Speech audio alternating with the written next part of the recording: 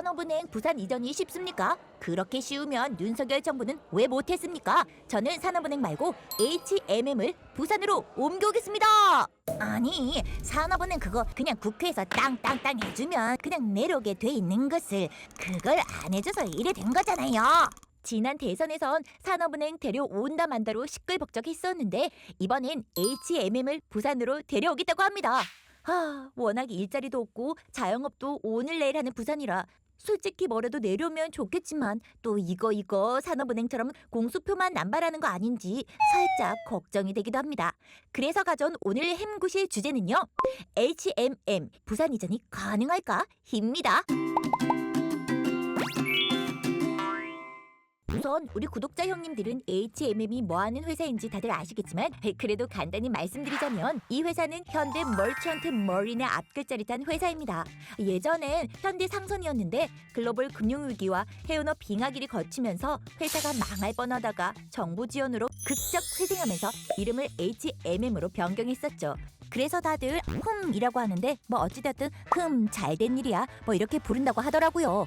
HMM은 현재 대한민국 최대의 해운회사고요. 전 세계로도 8위 정도 된다고 합니다. 시가총액은 23조 5천억 원. 우와, 부산 1위인 부산은행이 약 3조 원 수준이니까 단순 계산으로 한 7배쯤 큰 회사네요. 국내 상장사 재기순위는 16위로 이는 LG전자나 카카오, 심지어 한국전력보다도 큰 회사입니다. 기업 사이즈가 이 정도 되니까 제발 부산에 왔으면 좋겠네라는 욕심이 살짝 더 드는데요.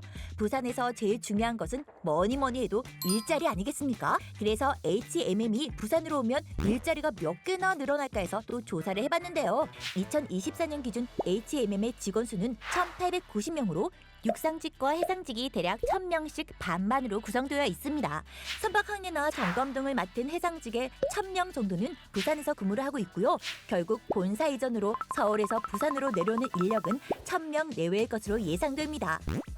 그럼 1,000명이면 기업 규모에 비해 얼마 안 되네? 라고 생각하실 수 있는데요. 반을 가는데 실이 안 갈 수가 있겠습니까? 당연히 대기업 본사가 움직이면 본사와 연결되어 있는 수많은 협력사도 함께 움직이기 때문에 약 2배 정도의 고용 창출 효과가 더 난다고 합니다. 실제로 2014년 LH공사가 진주에 내려갔을 당시 직접 이주한 직원은 약 1,000명이었는데요. 진주에서 일어난 총 고용 효과는 약 2,000명 정도로 추정하고 있고요. 한국전력공사도 나주로 이동할 당시 본사 직원이 900명 수준이었는데 총 고용 효과는 1,500명 이상으로 추정되고 있습니다.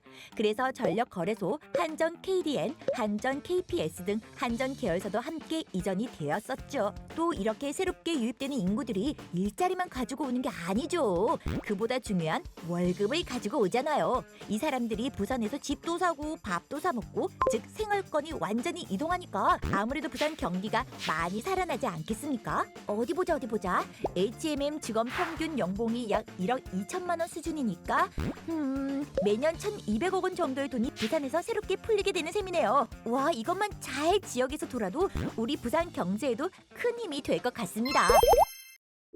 또 HMM 부산 이전은 단순히 지역의 일자리 창출을 넘어 부산에 추진 중인 해양산업 클러스터의 심장 역할을 할 수 있는 기업이기 때문에 부산에는 엄청 중요합니다. 갑자기 해양 클러스터는 또 뭐야? 하시는 분들을 위해서 잠시 설명을 덧붙이자면 해양 클러스터는 해운, 항만, 물류, 금융 등을 한 공간에 집적시켜 글로벌 해양 경제 허브로 육성하려는 그런 전략을 말하는데요.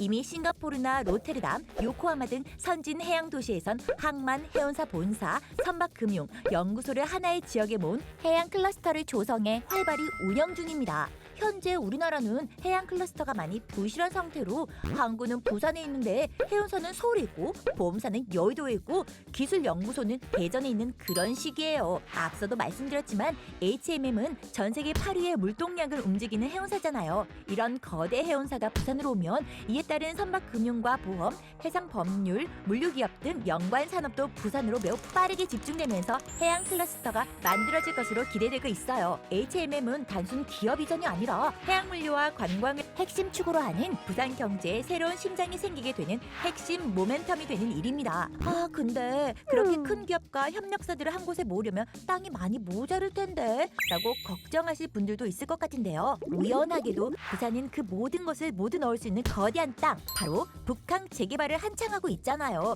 지금은 생수밖에 없는 활량하기 그지없는 그런 곳이긴 하지만 뭐 아직 빈 땅이 많으니까 이 HMM 본사 놓고 삼성화재, 현대해상 등 해상 전문 보험사에다가 CJ물류 또 국제 포워더 등을 다 넣어도 충분히 커버가 가능할 것으로 예상이 됩니다.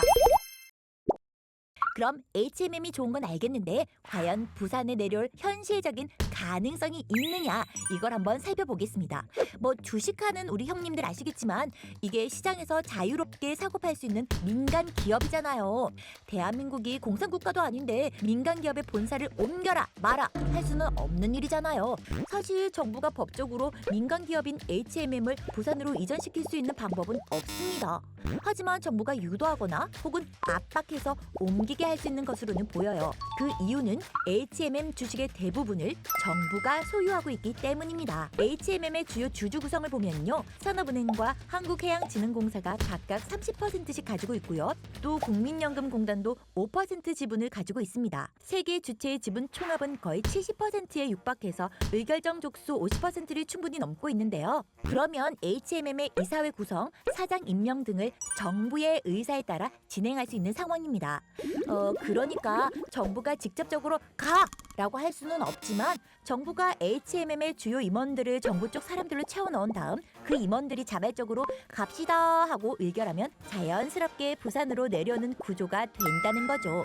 하지만 그곳에 있는 직원들은 만약에 격렬히 반대를 하면 상황은 조금 복잡해집니다. 이미 한 차례 산업은행 부산 이전 논란 때도 경험했었죠.